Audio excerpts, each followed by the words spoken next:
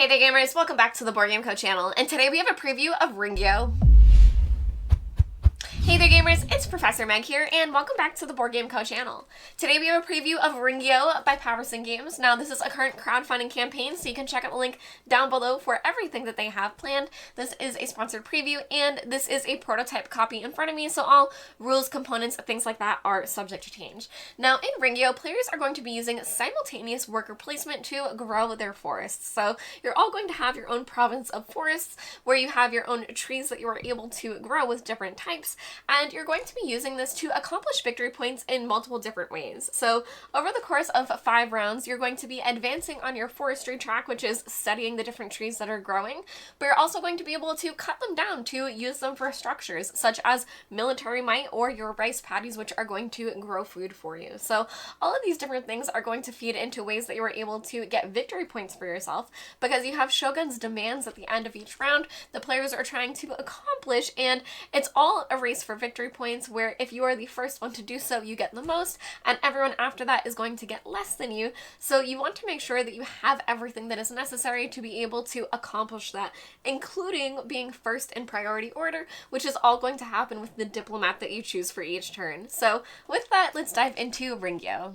Now, in front of you, this board here is going to be the main board for all players because it has a lot of information for the round. So obviously it is tracking the round for you, as well as the player order here, and that's all going to be determined by the cards that you play each round for your diplomat. So before we dive into that, I will explain more about what you can see in front of you, but just know that players are going to be vying for turn order every single round. So there are also these decks that players are going to draw from, where these are going to be more immediately helpful, where players are going to be able to use them for actions, whereas these cards are going to be endgame scoring, that are goals that you're trying to accomplish.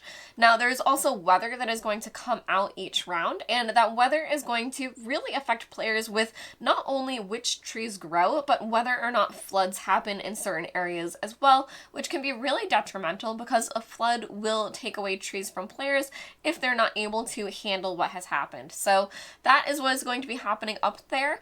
And then, as I mentioned, there are these Shogun's demands that players are going to be trying to accomplish at the end of each round, and those are going to be up here. So for example, you can see pay the rice tax for 9 rice, or bolster military for 5 military, but they're going to award different victory points depending on when you are able to do it. So if you are the first player able to accomplish the pay the rice tax for 9, you're able to accomplish 14 victory points for yourself at the end of the game. If you're the second player, it would be 11, and the third player would be 8. So as you can see, all of these demands are going to scale in what they're able to give players, and each round 2 more are going to come out. So this round, those are pretty high demands, so they may not be accomplished on the first round. In fact, they probably won't be, but they are able to be accomplished in future rounds, and I'll go over the sequencing of how that is going to happen. But for example, on round 2, 2 new demands will come out. So just to give you an example of what those demands would be, this one is a military one again, but instead it's going to cost more but award more victory points. And this one is share forestry knowledge, which is going to be these tokens here. So there are going to be ways for players to earn these tokens, and you're going to have to spend 4 to be able to bank those points. So depending on the demands that come out, players can kind of anticipate toward the end what they might need to accomplish the newer goals that are going to come out. For example, you can see that there are already 2 military ones here on the track, but given that there would be 2 military ones on the track by round 2, that may be an incentive for players to build up their military forces as well. So that's just an example of how these are going to come out, and these are going to be randomized each game, so it will differ depending on each gameplay which of these goals are going to happen when. Now, finally, this board is set up for 3 players, but this is one singular player area right in front of us. So we have our province board here with all of our trees that are on our setup card. So at the beginning of the game, you're going to start off with some trees as well as some floods that are placed out. And then you're also going to have your forestry track as well as your structure board. So that is how you're going to track not only how you are studying trees and gaining some benefits there, but the structures that you're able to place out, the costs of them, the victory points that you'll gain at the end of the game, and you're also going to gain some bonuses depending on what structures you're able to place out as well. And this is where players are going to track their rice, which you're going to be able to spend on different things. As you can see here, there is the rice tax, which is going to be one of the demands, but there are other things that you're going to be able to spend rice on, and so players do start with 5. Now, the most important thing that players are starting off with is 2 samurai. So you have 2 yellow samurai here, and depending on the type of units that you have to place as workers that round, they're going to be able to perform different types of actions as well as a different number of actions. So, for example, our samurai here are able to perform all of the worker actions, and they're able to perform 2 actions per turn. So I'm going to go over the full round sequencing and how that's going to play out before I show you how you would use these for specific actions. But just know that the other workers that you're going to gain throughout the game are going to have different things. So, for example, these 2 here, you're going to be able to use for only specific actions. For example, the villager here is only able to plant, cut, and grow trees, as well as harvest rice. But as you can see from this one line here, they're only able to perform 1 action. Whereas for the artisans over here, they're able to perform 2 actions, and they're also able to create rice paddies or build. And again, I'm going to go over what all of these actions look like in a bit, but just know that they're only able to perform certain things, whereas your samurai here can perform anything. And the other thing that's very important to know is that these will go away at the end of the round. So any of the villagers or artisans that you gain, you're able to place them out, but once they are placed, you will lose them at the end of that round. But the samurai you will gain back to your reserve at the end of each round. Now, finally, there are green samurai that are very rare and hard to get, but if you are able to get a green samurai for yourself, they have 3 actions instead. So where the yellow are able to perform 2 actions with the areas that they are touching, the green samurai are going to be able to perform 3 actions instead, and that's going to be the difference for the workers that players have available.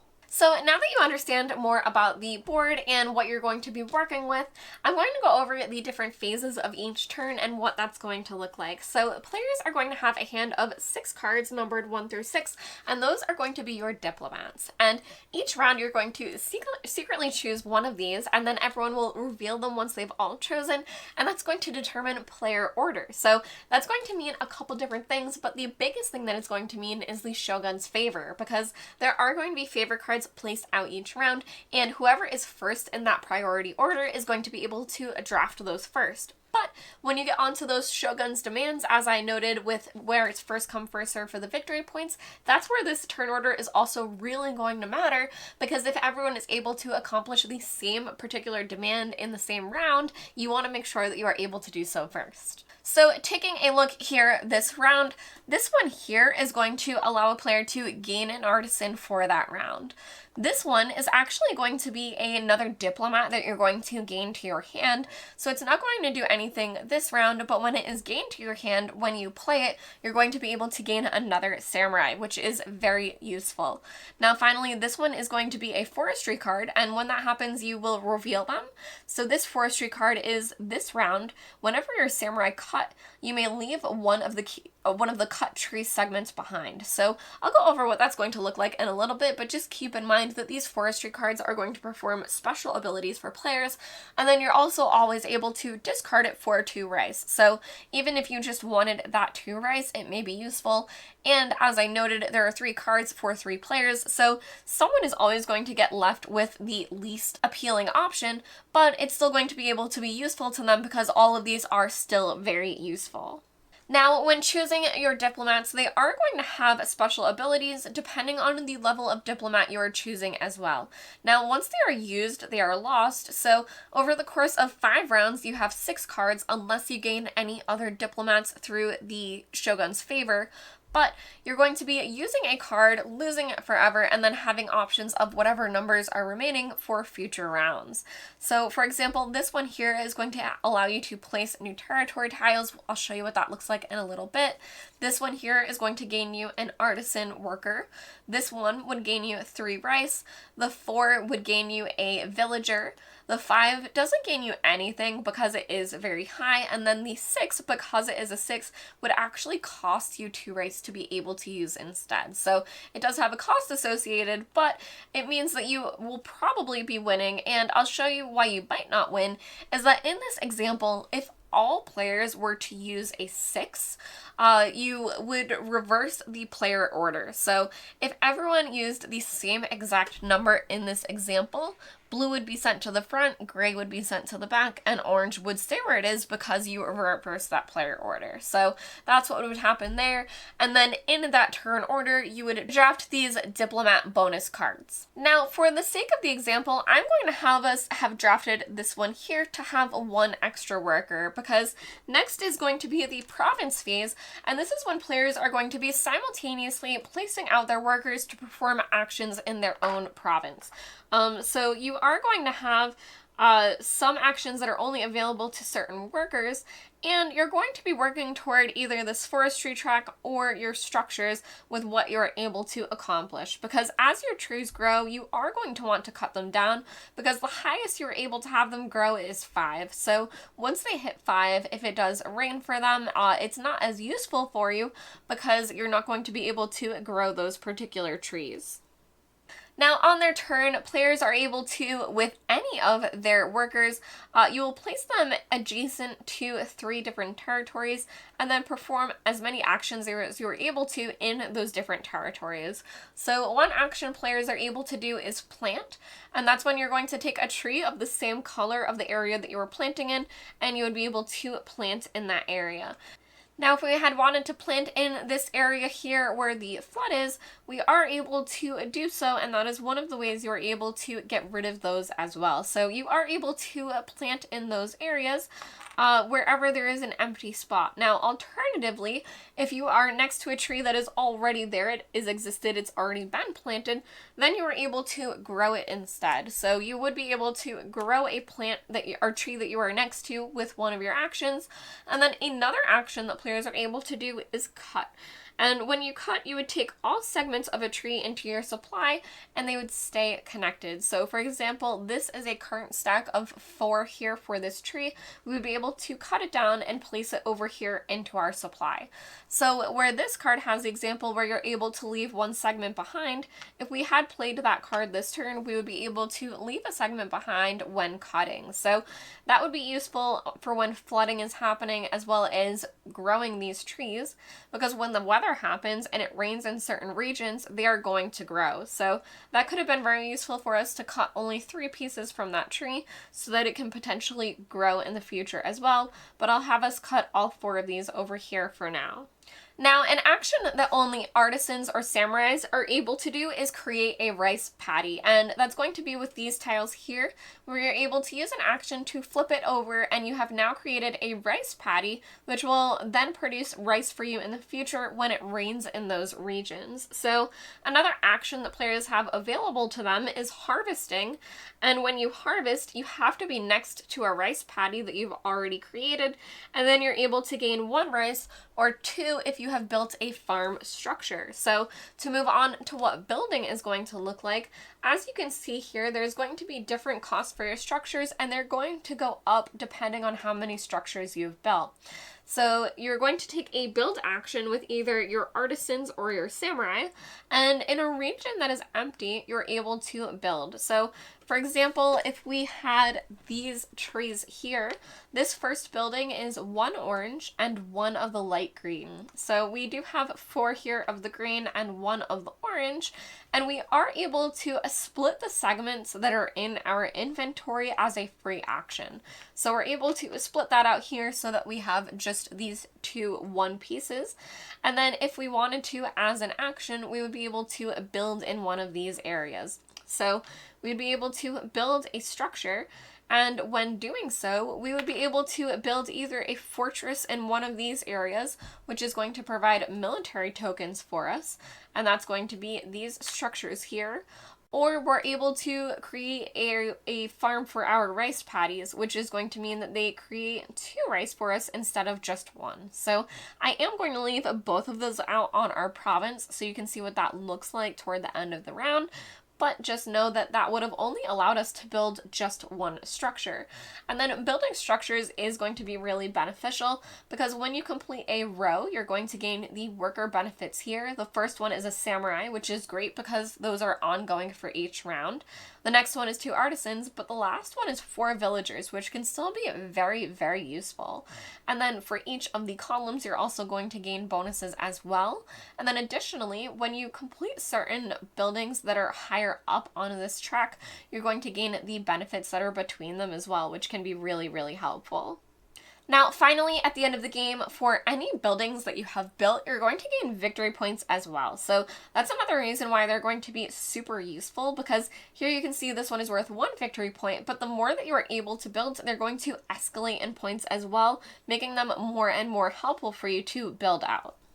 Now, if you do have a fortress, which is this building here, you're also able to do an action with your samurai to muster, which is going to gain you military tokens. So that's something that you're able to do, but again, keep in mind that your samurai are only able to perform 2 actions. So where I am going over all of the actions, you would only be able to perform 2 of these each turn per samurai that you're placing out.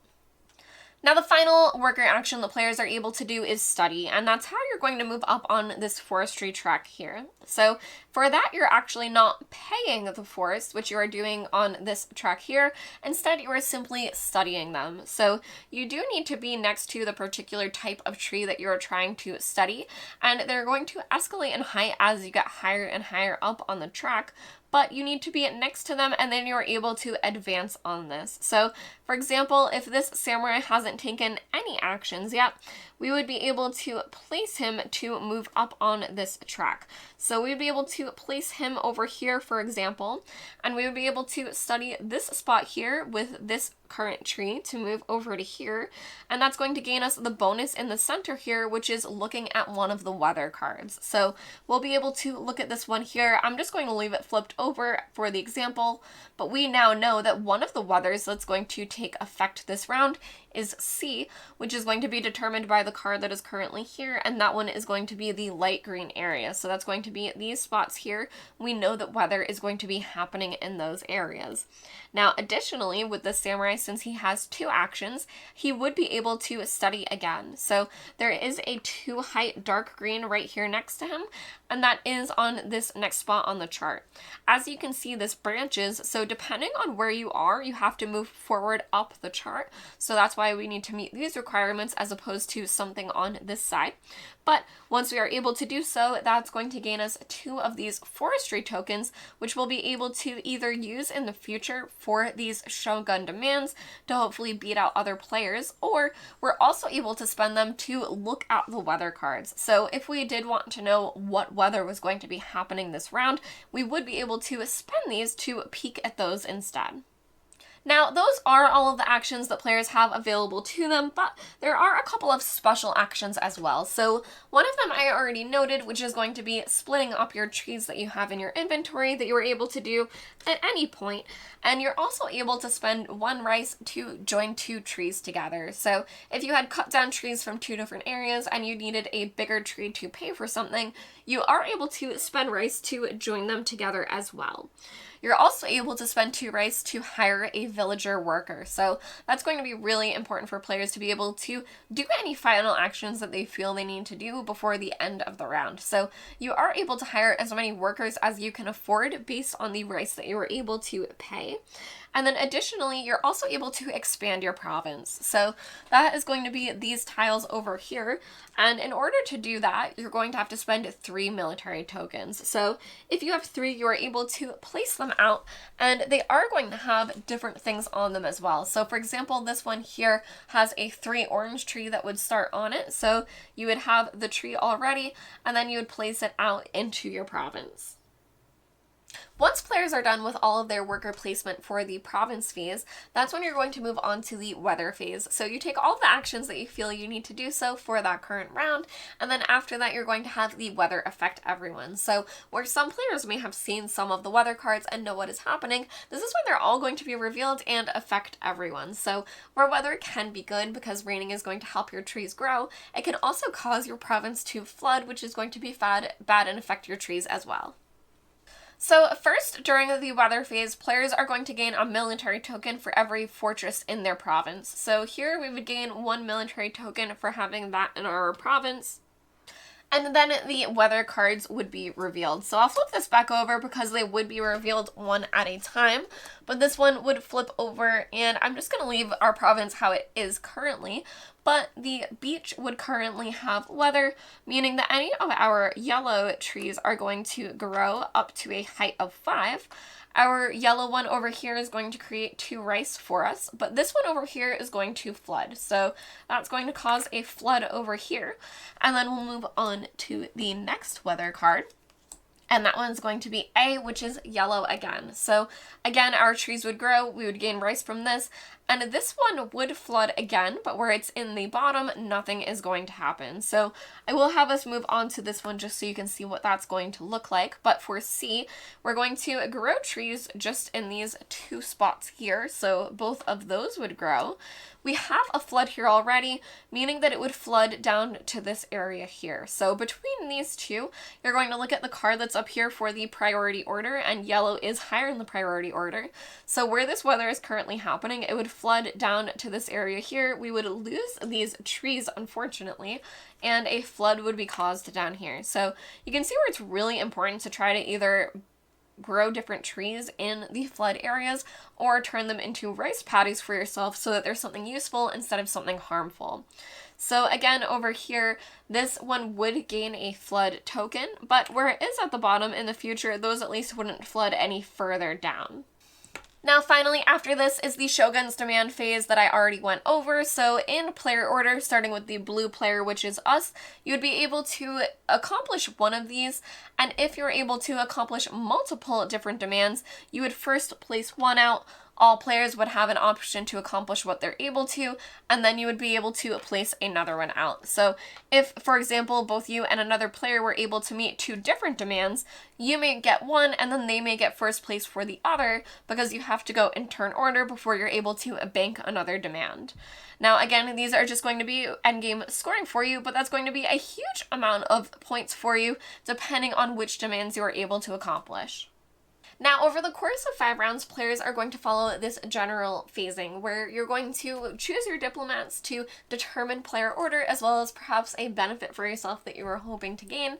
And then after that, you're going to go through your province phase, where you are placing out your different workers simultaneously and trying to grow up your forest. Perhaps you're cutting it down to create structures, perhaps you are studying it, or a balance of both, but either way, you're going to be working within your provinces before everyone tries to fight for those demands and then move on to the next round. So you're going to do this over the course of 5 rounds, where you are constantly growing up your trees, cutting them down, growing them again, while keeping in mind the end game goals that you have as well, because there are going to be goals that you're able to score. So with that, I'm going to go over what end game scoring is going to look like and what players are trying to work toward. So of the 2 cards that we have here, we do have our forestry card, which we did already go over what these do generally, but for example, this one is, this round, whenever your samurai create a rice paddy, immediately gain 2 rice, which can be very useful, but there's also going to be your Shogun's favor cards, and these are going to be victory points for you at the end of the game when everyone is scoring. So for example, this one is dense forests. 3+ height trees in the largest connected group in your province. So if you have 3 to 5, you would get 2 points, 6 to 8 would be 8 points, and 9+ would be 14 points. So players are able to achieve up to 3 of these cards. You're able to gain more, but then you would choose which 3 are going to score at the end of the game. But at the end of those 5 rounds, you're going to look at your victory points, not only for the buildings that you have built out, but the Shogun favors that you have as well as the Shogun's demands points. And then finally, players are going to gain points for the trees that are left in their forest, depending on what they have accomplished on their forestry track. So here you can see this is gaining a victory point for the 4+, this one is a victory point for the 3+, and this is a victory point for the 2+, meaning that the number of stack pieces in the stack. So you're going to gain more and more victory points the higher you get up on that track, especially if you leave trees out in your forest and gain new territory tiles that have trees on them as well. Overall, Ringyō is going to be a very fast-paced, simultaneous game where everyone is working on their own personal puzzle. So you are interacting with other players in the sense that you really want to vie for those diplomats that you are sending out. You want to be highest on that priority track so that you are able to accomplish the different demands before other players, and you want to gain those different favors that are very, very good. But you're going to be working on your own forest where no one's really going to come in and affect that. So you're able to grow your own trees, cut them down, perhaps save them for scoring, and you're going to be mitigating these different floods that are happening because the weather is going to happen each round. So that will really affect players, and losing trees can be really detrimental. So once you experience that, you're going to be sure to make sure that you don't have it happen again in the future because it can really hurt to lose your trees. So depending on the different strategy that you go for, there are multiple ways for you to gain victory in this game.